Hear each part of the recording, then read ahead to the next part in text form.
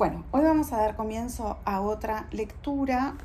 Hoy pensamos con Parejas célebres, lazos inconscientes, de la psicoanalista Dalila Arpin. El capítulo que elegí es el de Marilyn Monroe y Arthur Miller. Marilyn Monroe no necesita mucha más presentación. Arthur Miller, tal vez por la época, era un escritor muy famoso de guión de espectáculos. Bueno, sin más preámbulos, vámosla. Lo que sí digo es que voy a leer fragmentos, no el capítulo completo. El anuncio del matrimonio de Arthur Miller y Marilyn Monroe el 29 de junio de 1956 sorprende a los Estados Unidos. Parece incongruente la alianza entre el intelectual reflexivo y la ingenua sensualidad, entre el escritor erudito y la rubia idiota. La prensa de la época lo decía: cabeza y cuerpo se unen, aunque eso diste de ser evidente. Arthur Miller ya la había conocido a Marilyn Monroe cuando ella todavía era una desconocida, pero es recién en una fiesta en la que ella se vuelve el centro de interés de los invitados como objetos de sarcasmos cuando él se enamora de ella. Marilyn Monroe parecía ridículamente provocativa, dice, porque el vestido se le ceñía de un modo descarado. Arthur testimonia de la intensidad de sus sentimientos. Aunque hasta entonces solo había pasado unas horas con Marilyn, en mi imaginación había adquirido cierta cualidad inmanente, la vitalidad de una fuerza que no se comprende, pero que parece estar a punto de inundar de luz una amplia esfera de tinieblas en derredor. Vive la idea de continuar este vínculo como un verdadero tormento interior, como una conmoción, puesto que en aquel entonces está casado desde hace 16 años y es padre de 2 niños. Está dividido entre la desdicha de saber su matrimonio acabado y el estupor de tener a su lado una mujer como ella. Esta decisión se toma sin que él lo sepa. Pasa de un estado de casi levitación a un estado de angustia, creyendo que se desliza hacia una vida nueva que no ha realmente elegido. Arthur es sensible a esta mujer que percibe como huérfana. Confiada muy tempranamente a la asistencia pública, Confiada muy tempranamente a la asistencia pública, siendo su madre incapaz de criarla, Marilyn pasa la mayor parte de su infancia entre familias de acogida y orfelinatos. Guarda de ello un recuerdo doloroso y el sentimiento de un rechazo. El dramaturgo advierte el vínculo secreto que Marilyn sostiene con su padre. Judío, polaco, Isidoro Miller había permanecido en Europa mientras sus padres y hermanos ya habían emigrado a los Estados Unidos, rebotando de un abuelo en otro hasta la llegada del esperado billete de Nueva York. Arthur señala que Marilyn, cada vez que entra en una habitación, tiene un instinto especial para detectar si alguien es huérfano o ha vivido en un orfelinato. Si bien Marilyn e Isidoro no son huérfanos en un sentido estricto, son seres de una gran soledad, con un fuerte sentimiento de abandono. Ambos se sienten poco cómodos con la lengua escrita. Isidoro era iletrado y Arthur decía de Marilyn que muchos se sorprendían de que supiera leer. Mientras que Marilyn es sensible a la fragilidad de Isidoro, Arthur lo es frente al desamparo de Marilyn. Desde los comienzos de esta relación, él tiene el deseo de protegerla. Vamos a ver cómo le va. Una casa blanca. En los antecedentes familiares de Marilyn, la enfermedad mental se extiende sobre varias generaciones. Del lado materno, un bisabuelo suicidado, un abuelo muerto loco, una abuela ciclotímica, alcohólica y maníaco-depresiva. Su madre es inestable y propensa a distintas psicosis. La pequeña acabará en familias de acogida y finalmente en un internado. Gladys, su madre, que trabaja en un laboratorio de revelado de negativos en Hollywood, le llama Norma Jean en homenaje a dos grandes actrices de Hollywood, Norma Shearer, a quien ella cree parecerse un poco, y Jean Harlow, una rubia platinada, pin-up de los años 30 y sex symbol, abonada a los roles de sirena clownesca. La madre de Marilyn ya había estado casada y había tenido 2 hijos con Jasper Baker. Luego de un fin de semana, el padre no trae de regreso a los niños. Gladys se desploma y se arroja en los brazos de amantes pasajeros. Queda embarazada de Stan Gifford, a quien ella ama, pero no quiere casarse con ella. Frecuenta entonces a Edward Mortensen, un noruego respecto al cual queda prácticamente excluido que pueda ser el genitor del niño que lleva dentro y que no lo conocerá jamás. No obstante, habiendo ya perdido 2 hijos, a este quiere conservarlo, convencida de que será una niña. Da a luz sola, entonces, e inscribe al niño con el apellido Mortensen. La madre le anunciará a Marilyn que su padre ha muerto en un accidente automovilístico. Marilyn describe una madre hermosa pero distante, que nunca sonreía, ni la besaba o ni la tenía en brazos. Cuando la tía Grace, una amiga de su madre, le acaricia la mejilla, experimenta una sensación de arrobamiento. El arrobamiento concierne al cuerpo, especialmente cuando es desconocido para el sujeto. Cuando Grace la toca, el cuerpo de Marilyn se le arroba. Esta solo tiene un sueño para su hija. Le promete que ahorrará para comprar una casa blanca, con un piano blanco, una mesa blanca y cortinas blancas. Mediante un gran préstamo llegará a conseguirlo, pero este sueño concluye el día en que la madre tiene una crisis de nervios requiriendo internación. La pequeña, alrededor de sus 8 años, es agredida sexualmente. Marilyn nunca olvidará esta casa blanca ni todos sus muebles y hará todo por recuperar el piano blanco al que volverá a pintar de un blanco encantador. El infierno de esta Cosette estadounidense solo se detiene a sus 16 años cuando escapa del orfanato mediante el matrimonio tramado por la tía Grace con el hijo de unos vecinos, Jim Dougherty, de 21 años. Un cuerpo para el mundo. La pubertad ha hecho lo suyo sin que nadie se diera cuenta. Una mañana, como sus 2 uniformes, únicas ropas que posee, estaban rotos, pide prestado un pullover a una amiga más menuda. El talle de Marilyn es muy grande, de modo que el pullover prestado le queda muy ajustado. Durante la clase de matemáticas, el efecto es instantáneo. Y mientras me dirigía hacia mi asiento, todo el mundo se puso a mirarme fijamente, como si me hubieran crecido 2 cabezas, lo cual, en un cierto sentido, era el caso. Ellas se redondeaban bajo mi estrecho pullover, dice en sus memorias. Finalmente, cuando un muchacho la invita a la playa y ella se pasea en traje de baño, descubre la existencia del público como el único hogar capaz de acogerla, según sus palabras. Sucedió exactamente lo que había acontecido durante la clase de matemática, pero a mayor escala. Una extraña sensación me había invadido, como si estuviese escindida entre 2 personas distintas. Una, Norma Jane, del orfanato, que no le pertenece a nadie. De la otra, ignoraba su nombre, pero sabía cuál era su lugar. Pertenecía al mar, al cielo, al mundo entero.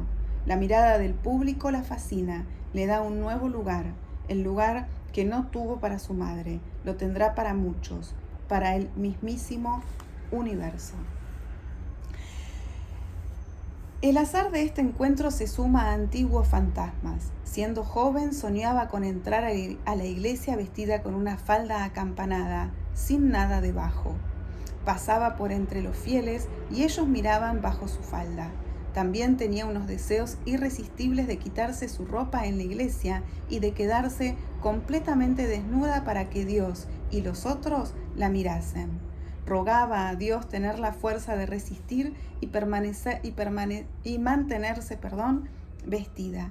Experimentaba su propio cuerpo como un elemento extranjero, a punto tal que el viviente no podía ser recubierto con ropas. En el fondo, el único traje que contaba para ella era su propia piel.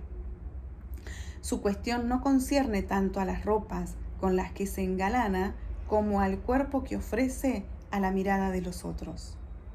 Es también en esa época que inventa el modo de andar que la volvió célebre, meneando las caderas, feliz descubrimiento mediante el cual se apropia de su cuerpo, marca singular de un estilo naciente. Tras las huellas de la mujer.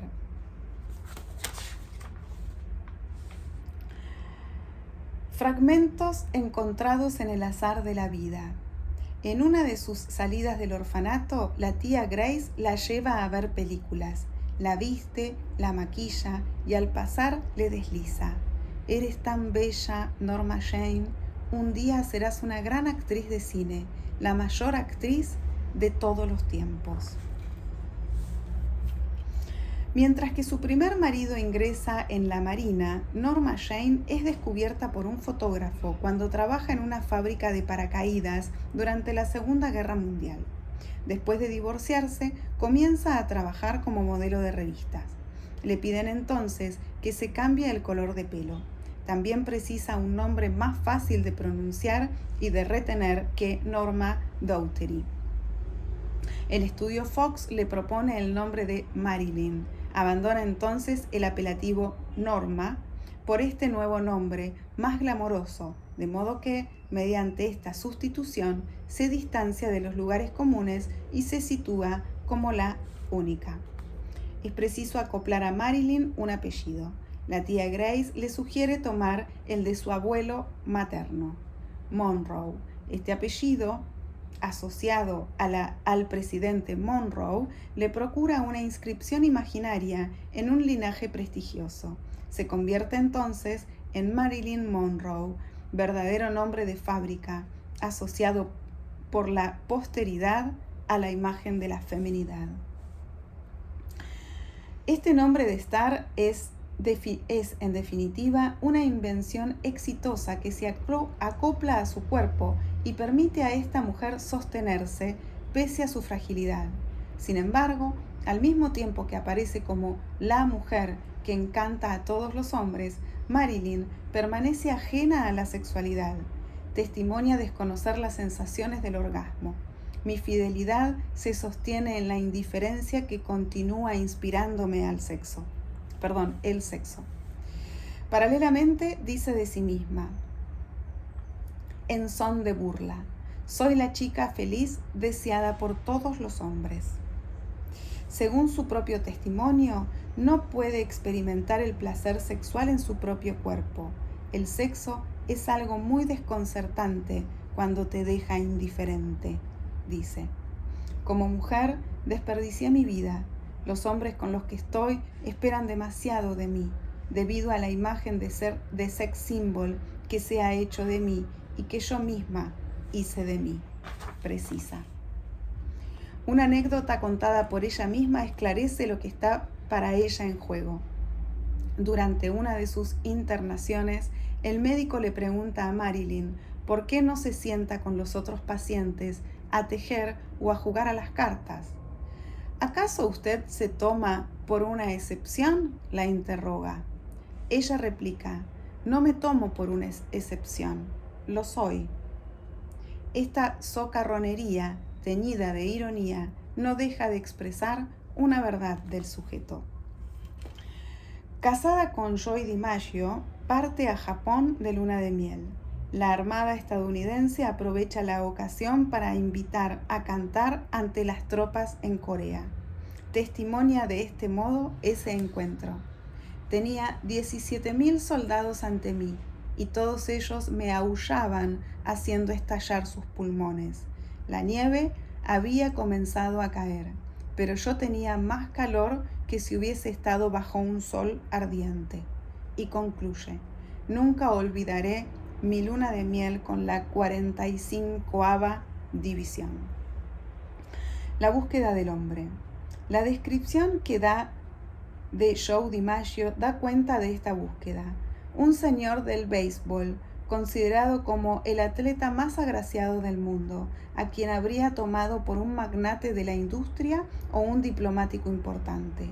Lo encuentra más silencioso que ella en las veladas mundanas, con un aire de misterio que lo distingue de otros hombres. No obstante, se resistirá a aquel que quiere hacer de ella su mujer, dado que ella aspira a ser la mujer, ícono de todos los hombres. Arthur Miller, el escritor de teatro más apreciado del momento, el erudito que ha sabido interpretar la profunda contradicción que gangrena a la sociedad americana de su tiempo, es idealizado por Marilyn. Mala alumna, acomplejada por su falta de instrucción, piensa que este Pigmalión va a completar su educación. Siendo la mujer del escritor, ella obtendría un lugar en el mundo.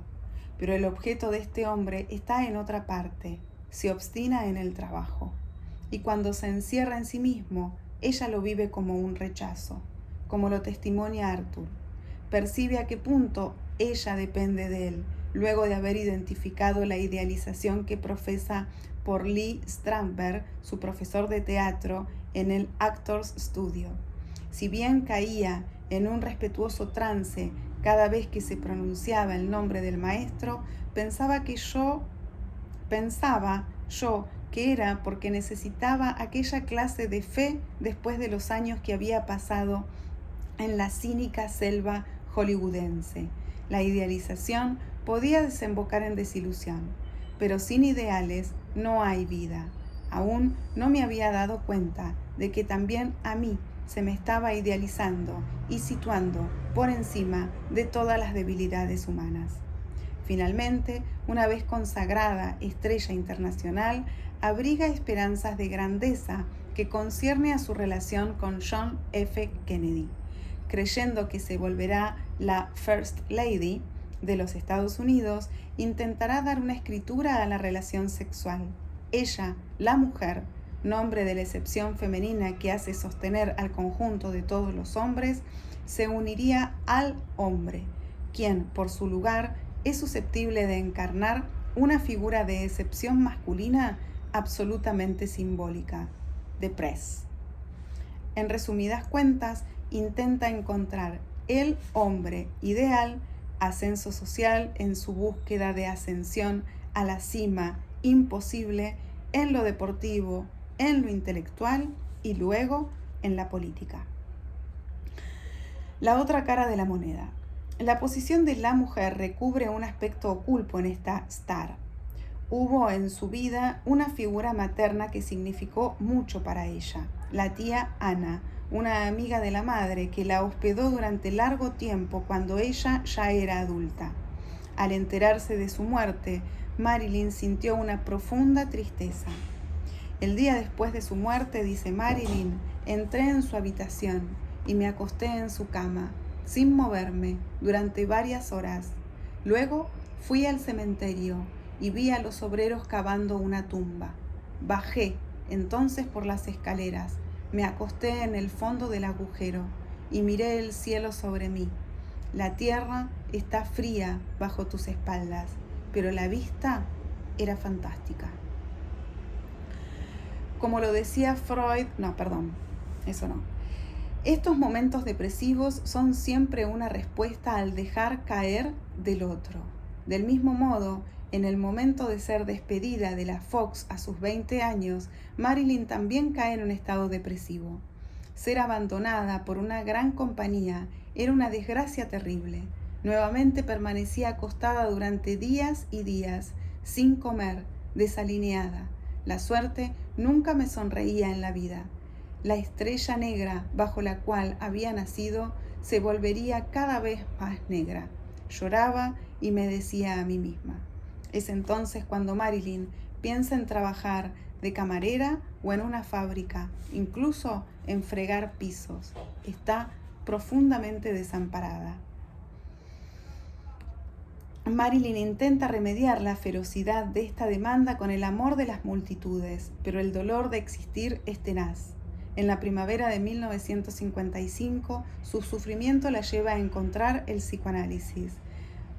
Margaret Oenberg, Marianne Kris y la mujer de Ernest, luego Anna Freud en Londres, solo por algunas sesiones, y finalmente el doctor Ralph Gridson, vínculo transferencial más que peligroso. No obstante, la serie de psicoanalistas no logrará evitar el declive de este sujeto. El investimento del cuerpo es para Marilyn Monroe un medio de hacerse un lugar en el lazo social, pero las propuestas de trabajo que le asignan en lugar de objeto sexual no hacen sino reforzar su posición de objeto caído. Un profundo malentendido se encuentra en el corazón de esta pareja que forma con Arthur Miller. Mientras que ella busca un lugar en el otro para contrariar el eventual dejar caer y sentirse segura, su marido pretende salvarla sin, no obstante, entender su propia desdicha. Una mujer imposible de salvar. En 1957, la pareja que forma con Arthur Miller se desmorona durante el rodaje de El Príncipe y la Corista en Londres. Marilyn actúa junto a Laurence Olivier, a la vez actor y director, a quien ella encuentra excretable. Sospecha que quiere robarle el protagonismo y que solo le eligió por su físico y no por su talento como actriz. En otras palabras, que la utilizó como partener para la taquilla, pero al mismo tiempo para rivalizar con ella. Frente a la constante desconfianza de Marilyn, Arthur, no pudiendo darle la razón a las palabras exageradas de su mujer, apoya a Laurence Olivier. En efecto, se siente culturalmente ligado a este célebre actor y no puede aceptar que sea tan penoso como Marilyn lo describe. Es probable que ella haya vivido la posición de Arthur como un dejar caer. La ruptura sobreviene durante el rodaje de Los Inadaptados en 1961. Al acercarme a ella, se ponía en tensión. Yo estaba ya casi totalmente fuera de su vida, explica Arthur. Marilyn se sumerge en la tristeza. Ningún somnífero puede hacerla dormir. Se enoja con el director y con Arthur. Está cada vez más angustiada por los rodajes y las películas siguientes se volverán una verdadera tortura para ella. Arthur escribió el guión y la presentó como una misfit, término que remite a quien no se adapta a la sociedad o a quien no ha sabido integrarse. Según las palabras del escritor, su rol es el de una mujer tan apátrida como los tres hombres de la película, pero cuyo intacto concepto de la santidad de la vida traduce un objetivo. En el fondo, en su opinión, Marilyn vive una aflicción permanente. Su mismo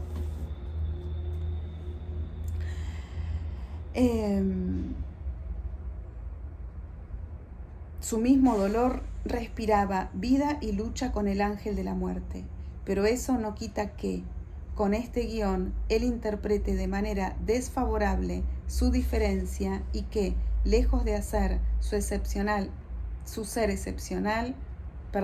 lejos de hacer de su ser excepcional una virtud, la clasifique del lado de los perdedores. Él se da cuenta que él le es más que inútil y que ya no puede salvarla. Piensa interrumpir la película y proponerle retomar una vida tranquila con ella en el campo, donde vivirían lejos de las cimas rarefactas, pero sabe que esta sería una salida fatal para la actriz, haciéndola perder toda su identidad. Él lo ve con justeza cuando precisa que el lazo de Marilyn a la vida pasa por su relación con el público. Solo vive por él, su verdadero partener, e incluso, según Arthur, el mismo éxito que se volvía mortal es a su vez su fuente de vida. Comprende entonces que no podrá salvarla. Ya no poseía ningún secreto salvador que ofrecerle, afirma el escritor. Si alguna salida había para Marilyn, no era yo quien la tenía. Su esperanza de educarla cae definitivamente. Quiso ayudarla a volverse una estrella, pero Marilyn se siente llamada a encarnar un lugar imposible. Lidiando con estos conflictos, ella no puede interpretar este rol a falta de distancia con este personaje milenario que encarna sin saberlo. Hacia el fin de su relación, él la ve como alguien ordinario que apenas conoce la ortografía y se pregunta qué podía hacer ella de sí misma. Mientras que al comienzo de su historia tenía la impresión de vivir con una mujer soñada, cuyas formas evocaban la perfección divina, ya no la considera más que una pobre ignorante. La imagen que la mirada de su hombre le devuelve ya no la sostiene, la hunde. Solo le ofrecen papeles vulgares que la degradan aún más, mientras ella aspira a la cima. Es el fracaso de esta solución. Los amantes han perdido el agalma que cada uno ocupaba para el otro. La magia del amor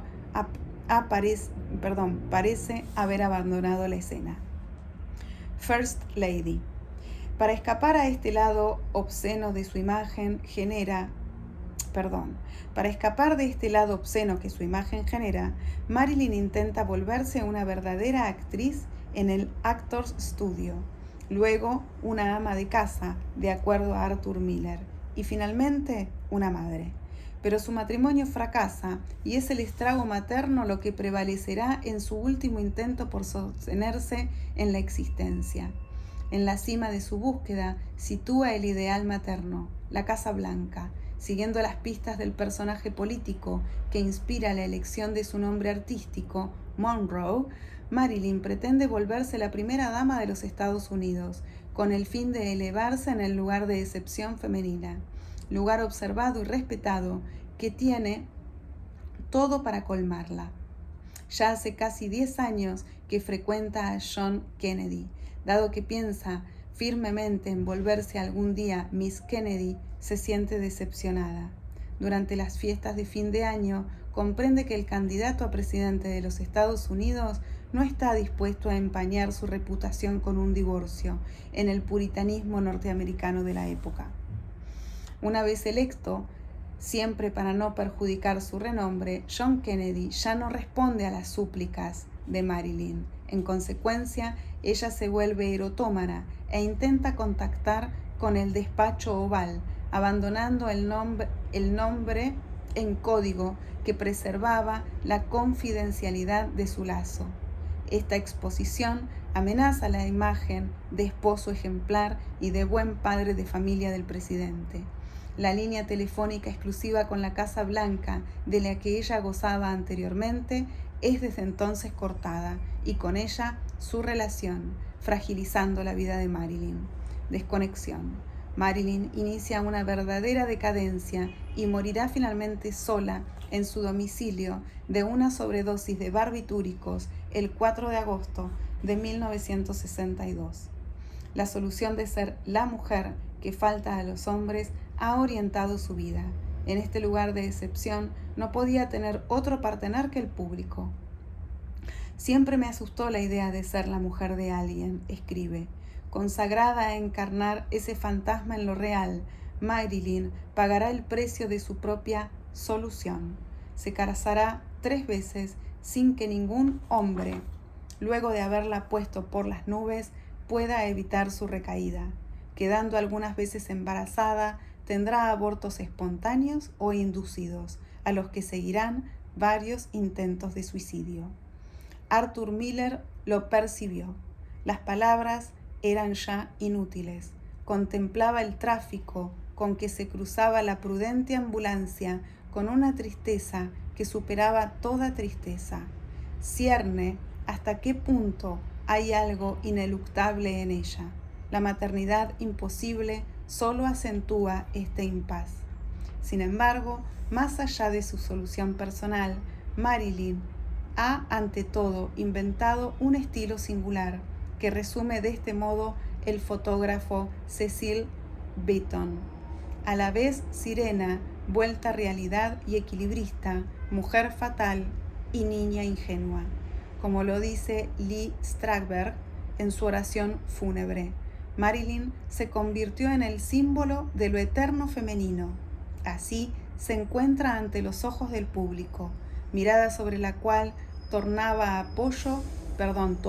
apoyo su existencia lo más cerca posible de la mujer.